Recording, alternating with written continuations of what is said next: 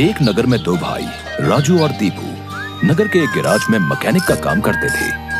दोनों बहुत मेहनती थे। एक दिन गैराज में काम करते हुए,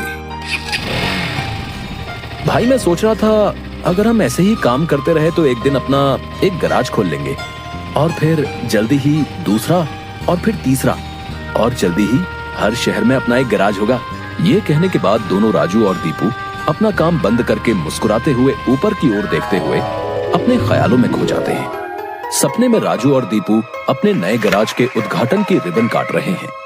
तभी पीछे से उसकी पीठ पर कोई धक्का देता है और दोनों घबरा के सपने से बाहर आते हैं। राजू के बगल में उसकी गैराज का मालिक, ग्रे शर्ट, काले पैंट, सिमटे हुए बाल और आंखों पे चश्मा। तुम दोनों से एक काम सही से नहीं होता।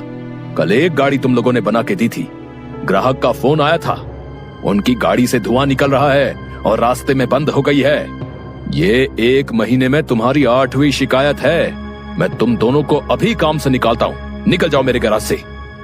मालिक, पर यह भी तो हो सकता है उसकी गाड़ी खराब हो। हमने तो ठीक से ही काम किया था।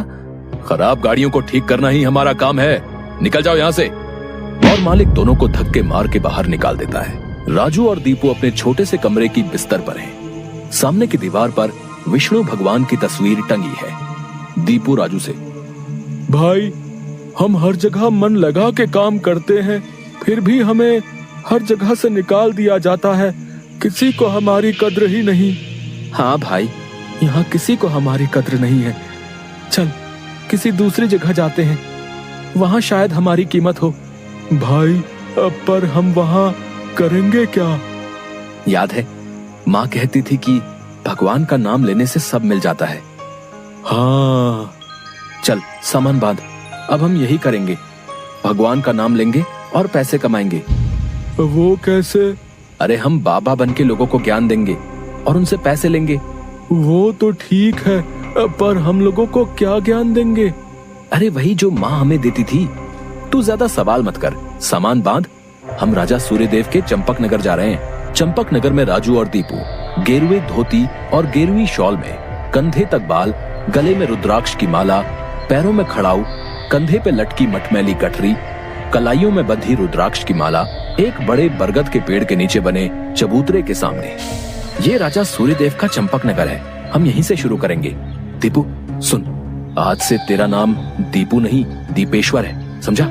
और मैं एक सिद्ध योगी। मैं यहाँ बैठता हूँ और ध्यान करता हूँ। तू नगर में जाके ये खबर फैला कि एक सिद्ध योगी आए हैं जो हर समस्या का हल देते हैं। ठीक है, मैं जाता हूँ।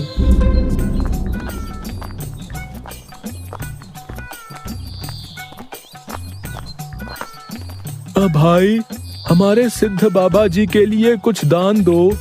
ये कौन से बाबा हैं और कहाँ हैं? बड़े सिद्ध बाबा हैं, उनके पास हर समस्या का हल है। नगर के बाहर जो बड़ा बरगद का पेड़ है ना, वहाँ ठहरे हुए हैं।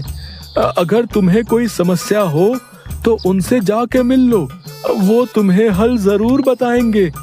पर हाँ, दान के लिए कुछ लेकर जरूर आना। हाँ, मैं जरूर आऊंगा। औरों को भी बता दो, पूरे नगर का भला हो जाएगा। जरूर बाबा जी, जरूर। राजू पेड़ के नीचे ध्यान में बैठा हुआ है और दीपू थैले में सामान लेके उसके पास जाता है। मैंने नगर में खबर फैला दी है, जल्दी ही लोग यहाँ आते होंगे। तुम तैयार रहो। मैं तो कब से तैयार हूँ, देखते हैं क्या होता है। राजू फिर से ध्यान में बैठ जाता है। तभी नगर के लोग वहाँ आने लगते हैं और हाथ जोड़ के नीचे बैठे हैं। बाबा, हमारा काम नहीं चल रहा, कृपा करें। आप जो भी दान के लिए लाए हैं बाबा के चरणों में रखें और बाबा से गुरु मंत्र लें। दुकानदार राजू के पास पैसे रखता है और हाथ जोड़कर खड़ा हो जाता है। राजू इशारे से दुकानदार को अपने पास बुलाता है और उसके कान में कहता है, श्री राम, हर बिक्री के समय मन में ये नाम का जाप करो, बिक्री बढ़ जाएगी। याद रहे, अपना ये मंत्र किसी को नहीं बताना, अपनी पत्नी को भी नहीं। जैसी आपकी आज्ञा बाबा जी। महाराज, आप राजकुमारी के लिए एक योग्य वर तलाश रहे थे। हमारे गांव में एक सिद्ध योगी आए हैं जो तेजवान हैं और राजकुमारी के लिए एकदम श्रेष्ठ हैं। गुरुदेव, मुझे आपके चयन पर पूरा विश्वास है। अगर आपने चुना है तो वो राजकुमारी के लिए अवश्य ही उत्तम होगा।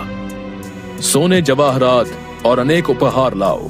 हम अभी उन महान योगी के पास जाएंगे और उनसे राजकुमारी से विवाह करने का आग्रह करेंगे। हे तपस्वी, मैंने आपके बारे में जो सुना था, आप उतने ही तेजस्वी हैं। मेरा आग्रह स्वीकार करें। राजू ध्यान से आंख खोलकर राजा को देखते हुए, जी महाराज, कहिए क्या परेशानी है आपको? मेरी इच्छा है कि आप मेरी पुत्री से विवाह करें और ये उपहार स्वीकार करें। राजू काफी देर तक उपहार में लाए सोने, चांदी और अनेक वस्त्र और उपहारों को देखता है, फिर राजा की ओर मुड़ता है। महाराज, मैं तो एक सन्यासी हूँ, मुझे इन सब से क्या लेना?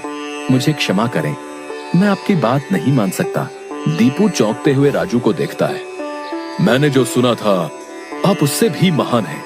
मुझे क्षमा करें यदि मैंने आपका अनादर किया हो। आप जब तक यहाँ हैं, मैं कोशिश करूंगा आपको कोई दिक्कत ना हो।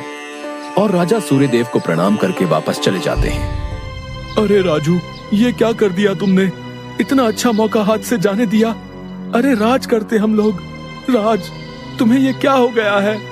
मैं यही सोच रहा था, लेकिन फिर मैंने सोचा कि इतने दिनों से ईश्वर का नाम लेते लेते इतना तो समझ आ गया है कि ईश्वर के नाम अमृत में ऐसा क्या है जो मीरा सारा राजसी ठाट छोड़कर वैरागन बन गई।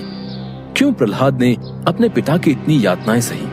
मुझे भी राम नाम का धन मिल गया है जिसके आगे इस दुनिया का सारा धन फीका है।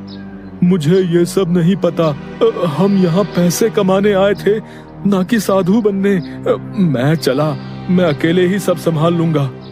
तुम्हें जो ठीक लगे करो, पर अगर किसी मुसीबत में फंस जाओ, पूरी श्रद्धा से ईश्वर का नाम लेना, तुम्हारी मुसीबत दूर हो जाएगी। तुम्हारा दिमाग खराब हो गया है। इतनी आसानी से मुसीबत दूर होती तो सभी खुश होते। राजू बस उसे देखकर मुस्कुराता है और ध्यान में बैठ जाता है। दीपू अपनी पोटली उठा के गांव में चल देता है। क्यों भाई, कैसा चल रहा है? हाँ भाई, सब बढ़िया है और अब घर में सुख शांति भी है। ये भी बेवकूफ बन गया। राजू है तो चालाक। उसने ऐसी युक्ति की कि कोई उस पर सवाल नहीं उठा सकता। कुछ राशन दान करो। जरूर। दुकानदार राजू के थैले में चावल डालने जाता है। तभी दीपू, ये क्या दे रहे हो? इतनी मिठाइयाँ और मेवे तुम्हारी दुकान में है और तुम ये कच्चे चावल दे रहे हो। इनमें से कुछ दो। पर बाबा तो ये सब नहीं कहते। तुम्हें क्या करना है? जितना कह रहा हूँ वो करो। दीपू आगे जाता है और जोहरी की दुकान में दुकानदार से, और भाई जोहरी, कैसी चल रही है दुकानदारी? बाबा की कृपा से सब बढ़िया चल रहा है। कहिए क्या सेवा करूं? बाबा के लिए कुछ दान दो। इससे पहले कि इन्हें मेरी असलियत पता चले, इनसे तगड़ा दान लेके गांव से गायब हो जाऊंगा। फिर ये लोग राजू के पीछे पड़ेंगे तो उसे समझ आएगा। बाबा के लिए कुछ दान दो। जौहरी पैसे निकाल कर देने लगता है। अरे ये क्या भीख दे रहे हो? बाबा की कृपा से तुम्हारी दुकान चल रही है। इतने सारे जवाहरात हैं, इनमें से दो, कुछ कीमती सा। जितना दोगे उससे ज्यादा मिलेगा। ये बाबा को क्या हो गया है? कोई नहीं, बाबा को देने से मेरा क्या घटेगा। जौहरी एक सोने की हार दीपू को दे देता है। ये लीजिए बाबा। अच्छा धन बटोर लिया है मैंने। इससे काफी दिनों तक काम चल जाएगा। बड़ी भूख लग गई है, कुछ मिठाइयाँ खा लूं।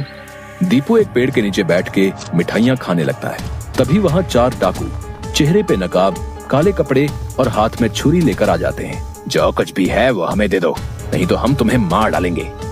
दीपू डर से अपनी पोटली उन्हें दे देता है। तभी डाकुओं के सरदार का नकाब खुल जाता है। दीपू उसे देख लेता है। अब तुझे मरना होगा क्योंकि तूने मेरा चेहरा देख लिया है। हे भगवान, ये क्या हो रहा है? कैसे बचूं इनसे? भागने की कोशिश की तो ये लोग पकड़ लेंगे। क्या करूं?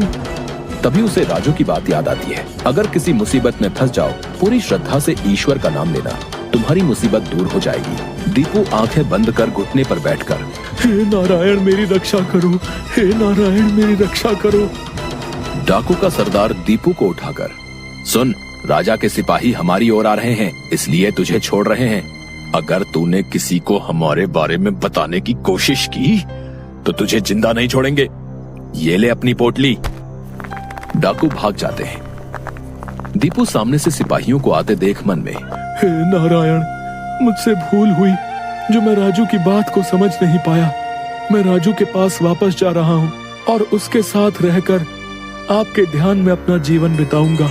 मुझे माफ कर दो राजू, मैं ईश्वर के नाम की महिमा को नहीं समझ पाया, पर अब मैं समझ गया हूँ और तुम्हारे साथ ईश्वर के नाम का धन कमाना चाहता हूँ। राजू दीपू को गले से लगाता है